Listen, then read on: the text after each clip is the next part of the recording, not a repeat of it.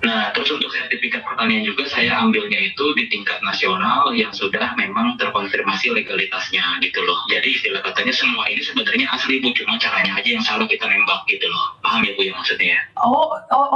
Di Gitu. BP2MI bisa nembak gitu maksudnya Pak? Bisa, ya semuanya juga sama Bu. Kalau PP2MI itu semuanya bisa nembak, semuanya bisa Bu. Cuman ya begitu ya, mohon maaf. Yang namanya orang dalam itu kan tidak bisa terdeteksi karena kan privacy, ya kan. Saya juga pribadi nggak tahu, yang tahu itu ya pihak-pihak biro jasa Bu, atau calo-calo gitu loh. Oh, Yang bisa langsung siap. istilahnya berjabat tangan dengan orang-orang dalam tersebut. Makanya kalau ibu nggak percaya, nggak usah jauh-jauh deh. Ibu coba ke kantor imigrasi aja, Bisa. gitu loh. Pernah nggak ya? Ibu pernah nggak lihat di kantor imigrasi ada karyawan orang imigrasi atau karyawan bea cukai yang mobilnya Avanza? Ada nggak? Siapa Pak? Coba ya. Betul. Oh, gitu ya Pak. Logikanya gitu ya. Betul. Ya, Oh, ya. berarti BP2MI itu juga nembak-nembak gitu, makanya mobilnya bagus-bagus. Iya, Siap. Bu. Kalau misalnya seandainya dia istilah katanya cuma makan gaji, ya kan udah dipastikan cuma UMR Bu. Sekarang kalau misalkan kandidat ya atau PT, yayasan, agensi kalau tidak bekerja sama dengan BP2MI, dia mau dapat hasil dari mana Bu?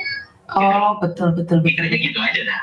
Oke. Sekarang logikanya kita ngomong, nggak mungkin kan berangkat kerja ke luar negeri, cowok terutama sampai puluhan juta bayarnya, jeleknya gitu kan? Siap Pak. Logikanya kan gitu loh. Oh, Ya kita ngomong jeleknya gitu ya kan. Berarti intinya kalau bayar tuh bukan hanya paspor saja, sekarang harus bayar surat-suratnya tersebut gitu ya Pak ya. Berarti kan harus bayar BP2MI segitu besar, padahal kalian kan ambil untungnya sedikit tapi dipakai oleh BP2MI. Betul. Oh. Jadi makanya kalau saya pribadi gini Bu, secara tidak langsung ya, saya langsung konfirmasi ke Ibu aja. Ini kan saya kembalikan lagi ya ke Ibu ya. Ibu percaya atau tidaknya, positif negatifnya itu silakan Ibu yang tanggung sendirilah semuanya. Saya di sini itu cuma menjelaskan secara detailnya. Tadi juga saya udah ngobrol lama juga dengan Bu Fitri gitu ya, intinya gitu. Siap.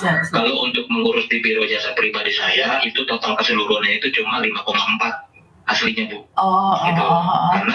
Karena gini, sorry mohon maaf saya bilang, karena biro jasa saya juga saya sudah kendalikan di sini Bu, dalam tanda kutipnya jangan pernah, intinya udah saya doktrin lah gitu ya. Iya, siap. Saya cuci, udah saya brainwash gitu ya otaknya. Saya bilang gini, kalau kamu mau bekerja sama dengan saya bilang jangan pernah ngambil keuntungan lebih dari saya bilang begitu. Jangan pernah mengambil keuntungan yang sama dengan PP2MI, saya bilang. Orang yang mau kerja ke luar negeri itu orang susah semuanya, bukan orang kaya, saya bilang. Kalau orang kaya nggak mungkin orang mau kerja ke luar negeri. Oh, Bapak ngomong kayak gitu sama PP2MI? Iya, bukan cuma biro jasa saya Bu. Oke, siap. Intinya udah saya brainwash gitu ya istilahnya ya. Oke. Jadi dalam tanda kutipnya, kalau seumpama sudah mengikuti arahan dan prosedur dari saya, intinya kalau Ibu setuju, Ibu mau pakai biro jasa saya silakan. Saya juga tidak ada unsur paksaan. Tapi kalau seumpama kata Ibu mau merasakan dulu nikmat dan enaknya, atau Ibu mau dipatil dengan calo, coba silakan Ibu jalan sendiri. Oh, nanti dipatil calo gitu ya? Wow, kita paham. Ya, nanti Ibu jadi perbandingan biaya saya yang cuma 5,4 juta, atau Ibu istilah katanya lebih nyaman Ibu jalan sendiri, tapi Ibu merasakan biaya yang lebih banyak. Mungkin belasan juta. Jadi itu paspor itu imigrasi atau BP2MI yang ngeluarin? Imigrasi kalau paspor, tapi kalau BP2MI itu kan Badan Perlindungan Pekerja Migran Indonesia. Nah, beliau itu yang bertanggung jawab untuk keberangkatan keseluruhannya. Paspor itu kan cuma istilahnya dinas perhubungan gitu loh ya kan. Oh, yang katanya Pak Beni yang di live itu ya? Di Bandung. Oh, di Bandung, Pak Beni itu di Bandung. Pak Beni di Bandung. Oh, siap. Oke. Jadi keseluruhan biaya nih kalau tapi suami saya orang Jawa, bagaimana harus ke Singkawang ini? Iya, enggak. Ya sebenarnya kan semua itu tergantung dari ibunya sendiri gitu loh. Kalau kandidat saya yang 6 dari 6 orang, 4 orang ini rata-rata dia mengurus secara online. Nanti buktinya juga saya kasih lihat semuanya. Tapi kan yang penting hati nurani Ibu percaya atau enggak sama saya, percaya enggak dengan biro jasa saya. Kalau enggak percaya silahkan diurus sendiri gitu loh. Sebenarnya itu Bu. Di kolor. Kenapa? Apanya tuh Bu? Mohon maaf. Tinggalnya apa? Kan pertama saya tanyakan katanya. Iya, tinggalnya memang di Yunlong. Kan tadi saya bilang Bu, saya tinggalnya di Yunlong, tapi saat ini kan saya ada di Indonesia. Memang nggak bisa lihat Bu nomor telepon saya, nomor telepon Indonesia. Iya, itu nomornya nomor Indonesia ya, betul. Betul, nomor Ibu Indonesia. salah tangkap mungkin. Saya gini, Bu, tinggalnya itu saya kan di Kowloon, ya kan? Nah, perkebunan saya ada di distrik Yunlong. Kalau sekarang posisi saya ada di Indonesia karena saya mau berangkatin semua. Kan nanti ibu juga bareng sama saya. Kan ibu betul, perlu betul. tangkap. Betul. Saya aja masih nomor telepon Indonesia. Betul. Mbak Fitri nggak paham Mbak Fitri. Oke. Jadi jangan salahin saya gitu. Betul. Ibu pertanyaannya nggak sesuai dengan apa yang ibu tanyakan tuh Bu Fitri. Gitu. Betul Bu Fitri. Oke, jadi intinya adalah setelah buat paspor nih Pak, karena kan ini saya SMS-an sama suami nih. Setelah saya buat paspor selesai, apakah ada uang yang harus saya keluarkan atau sudah bisa terbang gitu aja atau bagaimana? Kita berbicaranya gini Bu Wana, jangan berbicara paspor lah ya. Kalau paspor itu kan cuma surat izin untuk keberangkatan. Kita ngomongin dokumen lah gitu ya. Karena dokumen itu kan bersangkut pautan dengan keseluruhannya, bukannya paspor aja. Kalau paspor kan cuma istilah katanya sebuah buku untuk izin keberangkatan, ya kan? Betul. Tapi kan yang diniatkan ini adalah ibu ini kan mau bekerja, berarti kan harus ada dokumen lain. Contohnya, ibu kerja di Indonesia, ibu kan nggak mungkin bikin CV doang. Betul nggak? Betul. Pasti kan ada daftar riwayat hidup, ada yang hari, ada kartu kuning. Nah, maksud saya itu Bu, yang dimaksud dengan dokumen. Jadi kalau ibu bilang, Pak, saya cuma ngurus paspor aja ya sama aja kalau ibu bilang kayak begitu, sama aja kayak ibu mau kerja tapi ibu cuma bikin CV doang gitu loh. Betul. Masuk akal. Gitu loh, Masuk akal. Jadi ada pelengkapnya. Nah, pelengkapnya itu adalah seperti sertifikat SSW, sertifikat SSW itu apa, Pak? SSW itu apa? Tadi kan sudah saya jelasin, uji kompetensi Bu. Oh, sorry. Terus? Ya kan, tadi udah saya jelasin kan, uji kompetensi. Jadi nilai IQ-nya lah gitu ya, nilai IQ-nya dari talenta yang sudah ada. Misalkan ibu IQ-nya ya kalau misalkan di atas rata-rata ya nanti kan ada tesnya. Kalau di Indonesia itu namanya psikotes. Ibu tahu nggak? Nggak tahu saya Pak. Dulu waktu masuk PT potongan 7 bulan udah selesai Pak, jadi nggak tahu ya. Ya kalau di Indonesia kan ibu mau masuk Alfamart, Indomaret atau pasar swalayan yang lain-lain gitu kan biasanya psikotes dulu kan, intinya kan kayak gitu. Nah jadi nggak beda jauh sama kalau mau kerja di luar negeri ya seperti itu Bu, ada SSW-nya. Makanya kalau saya tanya, ibu pernah nggak menjalani sertifikat menjalani tes SSW? Kalau ibu nggak pernah, berarti itu istilah katanya belum di bawah naungan BP2MI. Oh gitu. Iya. Karena di bawah naungan BP2MI diwajibkan seluruh imigran itu harus ada SSW. Oh gitu. Dokumen yang perlu diurus itu ada banyak Bu, bukan cuma satu. Kenapa Pak Beni kalau live kita nonton nggak pernah cerita tentang ini semua Pak? Di Hongkong ada job cowok itu Pak Beni kok nggak pernah cerita kayak ada job kebun? Karena kan gini, BP2MI itu nggak mau terlihat buruk di depan publik. Oh, paham. Image orang itu kan selalu disembunyikan Bu yang buruknya. Nggak mungkin kan dia istilah katanya mempublikasikan yang buruknya gitu kan. Oh, betul. Masuk akal. Betul. Ibu sendiri coba misalkan maaf ya, kalau misalkan ibu istilahnya ada konflik rumah tangga kan nggak mungkin ibu cerita ke orang lain kan. Oh betul juga. Masuk akal. Ya, kita ngomong jeleknya seperti itu. Jadi Pak Beni itu dia menyembunyikan sesuatu yang belum tentu istilahnya dia ketahui keseluruhannya. Karena nggak mungkin dia pantau Bu semuanya. Betul nggak? Betul. Orang-orang yang di bawahnya nggak mungkin pantau. Yang bikin ada yang namanya biaya membengkak, biaya besar, tembak menembak, itu kan sebenarnya bukan Pak Beni ya, tapi kan oknumnya.